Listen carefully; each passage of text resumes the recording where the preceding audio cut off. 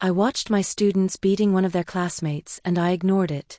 I didn't flinch, didn't intervene, didn't say a word. Some people might call me a terrible teacher, and maybe they'd be right. But when you've been teaching as long as I have, especially in a school like mine, in a neighborhood like this one, you realize that sometimes you just let things happen. I'm a history teacher, and I teach 12 and 13-year-olds. That tricky age where they're caught somewhere between being children and turning into the people they'll become, good or bad. In my class, there's this kid, a real piece of work. He's not just disruptive. He's a menace. Always making noise, constantly touching and annoying the other students, and worse, he's mean. Not in the playful way kids sometimes are, but genuinely cruel. He picks on everyone, his classmates, the janitors, even the cafeteria workers. No one is safe from his mean-spirited jokes, and his favorite ones are racist. The other kids hate him. I get it, so do I. Every teacher has a kid that makes their job miserable, and he's mine. Jackson thinks he's hilarious, that somehow tormenting everyone around him makes him popular. But really, he's just a bully.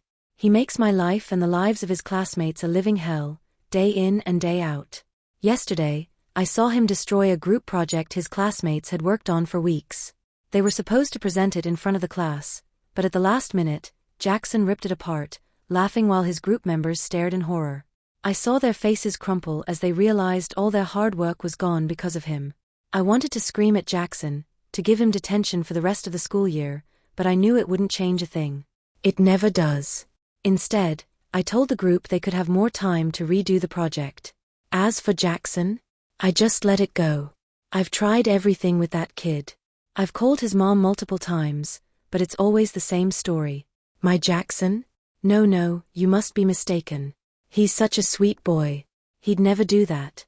His mother is in total denial. She thinks her son is perfect, and every time I call her, she brushes me off or blames someone else. It's exhausting. After a while, you stop caring because you know nothing is going to change. Then, today happened. I was walking to the teacher's lounge for my morning coffee, just trying to get a few minutes of peace before another day of battling with Jackson and the other kids. As I turned the corner near the classroom, I saw a group of boys huddled together. It didn't take me long to realize what was happening. They had Jackson pinned against the wall, dragging him toward the far corner of the hallway where no one would see. I knew what was about to happen. I've seen it before. This wasn't some random scuffle, this was planned. The kids had had enough of Jackson, and they were going to teach him a lesson. In that split second, I had a choice. I could stop it. I could yell, blow my whistle, call for help, or step in like I'm supposed to as a teacher. But instead, I kept walking. I told myself it wasn't my problem, that Jackson deserved whatever was coming to him. Hell, maybe it would even knock some sense into him. So I ignored it.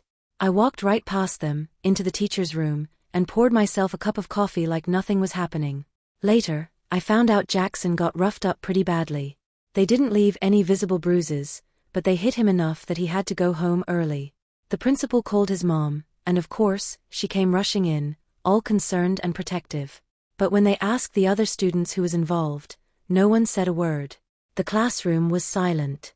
Not one of them was going to snitch. It's like they had some unspoken agreement that Jackson deserved what he got. And honestly, I think they were right. I went on with my day, taught my lessons as usual. I didn't feel guilty. Not at all. I'm not proud of what I did, or didn't do, but I can't say I regret it either. The truth is, Jackson brought this on himself. He's been tormenting those kids for months, maybe even years. They finally had enough, and instead of defending him, I chose to let them handle it. You can call me a bad teacher if you want. You can say that I failed in my duty to protect my students. But here's the thing, we don't always have the luxury of being the perfect teacher, especially not here. See, I teach in a very small poor school in one of the worst parts of Rio de Janeiro. We don't have the resources you might be used to. There's no counselor waiting to talk to kids who act out. There's no program to teach empathy or resolve conflicts peacefully. We barely have enough supplies to get through the day, let alone deal with kids like Jackson. In places like this, you pick your battles. You learn to let things slide because if you don't, you'll go insane. I know some people reading this will suggest I should have done more. Maybe called in a psychologist or involved the authorities. But those things just don't exist in this world. We have one overworked principal and a few underpaid teachers trying to keep these kids out of gangs and off the streets. Jackson? He's a privileged kid compared to most here, but he's still a product of this place. I'm not saying what I did was right. I know I was wrong. I was the asshole in this situation, and I won't let it happen again. I won't condone violence or let it slide next time. But this is a confession, right? So here it is. When I saw Jackson getting what was coming to him, it felt good. It felt like karma.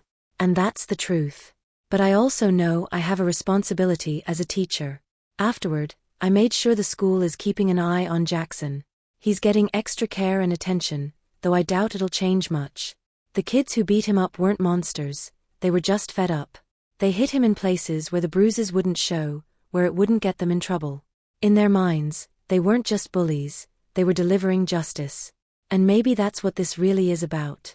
Justice. In this world, sometimes you don't get the kind of justice you see in the movies. There's no hero swooping in to save the day, no grand speech about right and wrong. Sometimes justice is ugly. Sometimes it's a group of kids taking matters into their own hands because the adults in their lives, like me, have failed them. That's what keeps me up at night. Not what happened to Jackson, but the fact that it had to happen at all. What kind of teacher lets things get so bad that a bunch of 12-year-olds feel like they have to beat up one of their own to get peace? What kind of system allows that? This place is broken. The education system, the neighborhoods, the families, all of it. And I'm just one person trying to hold it together with duct tape and good intentions. I know I'm not a hero. I know I'm part of the problem. But what do you do when the system itself is so fundamentally flawed that you can't fix it? What do you do when you're just trying to survive in a job that asks too much and gives too little? I don't have the answers. I'm not even sure I have the questions anymore. But I know one thing, this job changes you. It hardens you. It makes you see the world differently. And maybe that's the real confession here, not that I let my students beat up a bully, but that I've lost faith in the idea that we can always do the right thing. Sometimes, the lines between right and wrong get blurred. Sometimes, you just walk away.